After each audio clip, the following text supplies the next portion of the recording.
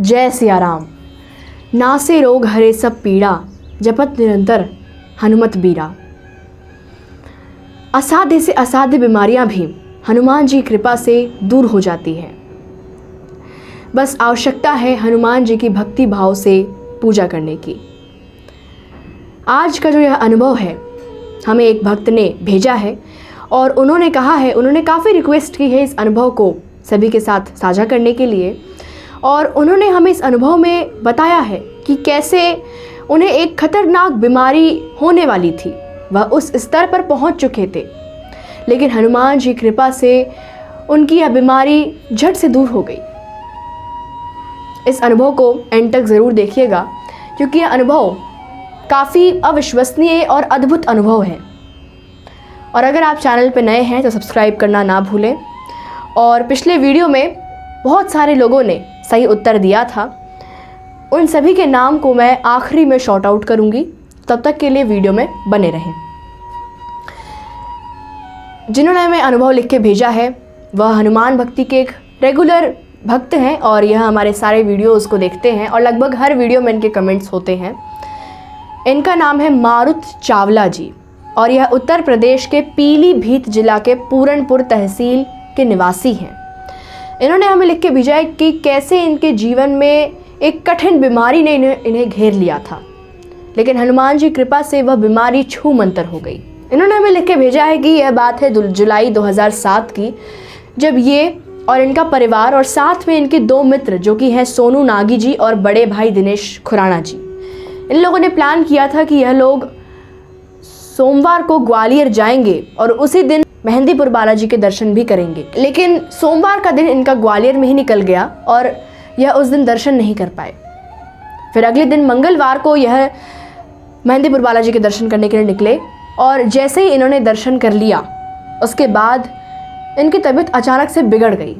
इनके घुटने में सूजन आ गई, इनका घुटना फूलने लगा और इनका पूरा शरीर काला पड़ गया। जैसा कि इन्होंने हमें बताया है कि मैं बचपन से ही काफ़ी गोरा हूँ, लेकिन उस दिन मेरी तबीयत इतनी ख़राब हो गई, मेरी स्थिति इतनी बिगड़ गई कि उस दिन मेरे पूरे शरीर काला पड़ गया था।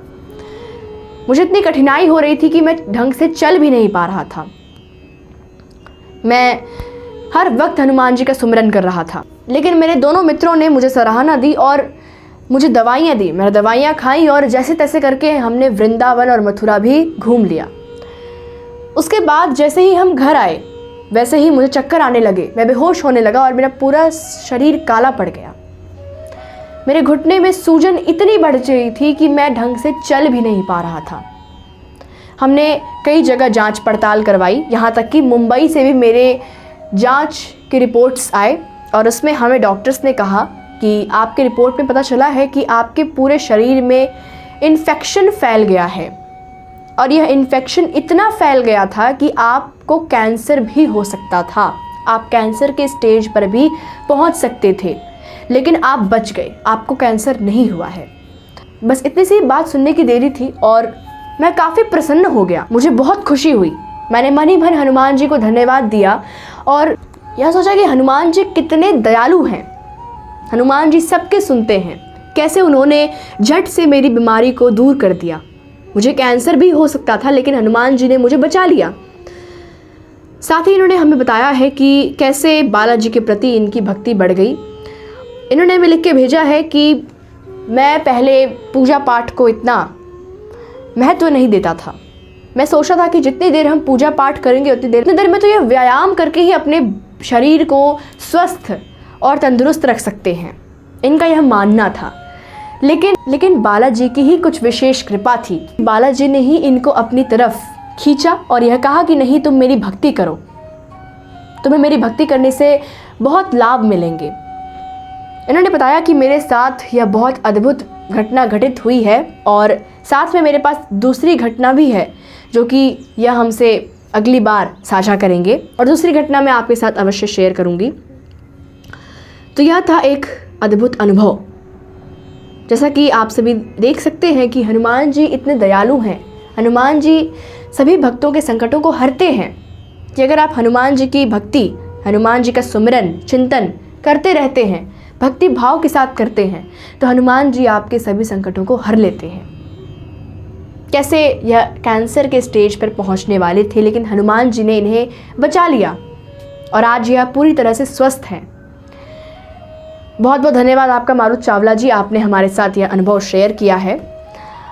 और जैसा कि पिछले वीडियो में आप सभी ने प्रश्न का सही उत्तर दिया था और कई लोगों ने इसका सही उत्तर दिया था, बट उनमें से सिर्फ 8 लोगों के नाम को मैं शॉर्ट आउट दूंगी, क्योंकि यह संभव नहीं है कि जितने भक्तों ने सही उत्तर दिया था उन सभी के नामों को मैं बताऊं। प्रश्न यह था कि हनुमान जी की माता का क्या नाम है। तो हमें सबसे पहले उत्तर आया है अल्पना तिवारी जी का, जो कि दिल्ली से हैं।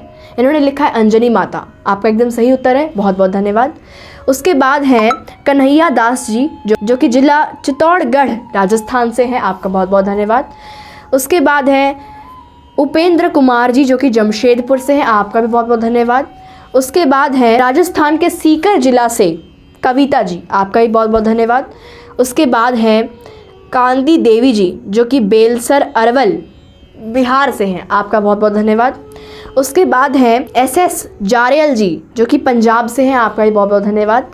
उसके बाद है विश्वास जी, जो कि मोदी नगर से हैं। आपका बहुत बहुत धन्यवाद। उसके बाद है नामहेश सेंगर जी, जो कि कानपुर से हैं। आपका भी बहुत बहुत धन्यवाद। तो यह लोग थे जिन्होंने सही उत्तर दिया था और मैं क्षमा चाहती हूँ अगर और भी लोगों ने सही उत्तर दिया था और मैंने उनका नाम नहीं बोला, लेकिन मैं कोशिश करूँगी कि अगले वीडियो में मैं ज़्यादातर लोगों का नाम बोल पाऊँ। तो जैसा कि हर वीडियो में आप सभी से कोई ना कोई प्रश्न अवश्य पूछती हूँ, तो आज का जो यह प्रश्न है वह यह है कि हनुमान जन्मोत्सव कब मनाया जाता है। हिंदी तिथि के अनुसार हनुमान जन्मोत्सव कब मनाया जाता है, इसका सही उत्तर हमें कमेंट करके अवश्य बताएं और साथ में अपना नाम और जिस स्थान से आप कमेंट कर रहे हैं हमें वह स्थान भी लिख के ज़रूर भेजें। मिलती हूँ मैं आपसे अगले वीडियो में, तब तक के लिए जय सिया राम।